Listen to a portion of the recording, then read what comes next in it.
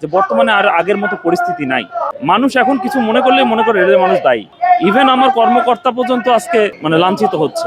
তাহলে আপনি বুঝেন আমরা যারা মাঠ পর্যায়ে কর্মী তাদের বর্তমান সিচুয়েশন কি।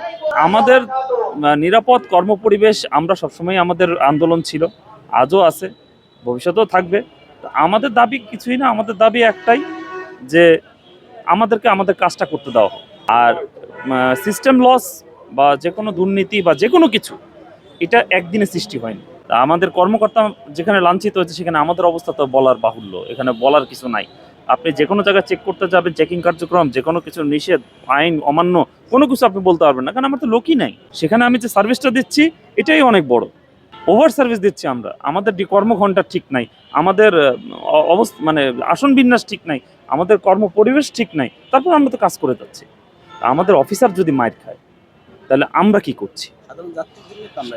আর আমাদের কোনো কিছু সবই তো বাংলাদেশের জনগণের জন্য, আমাদের তো কোনো কিছু না, আমরা তো জনগণের সেবক।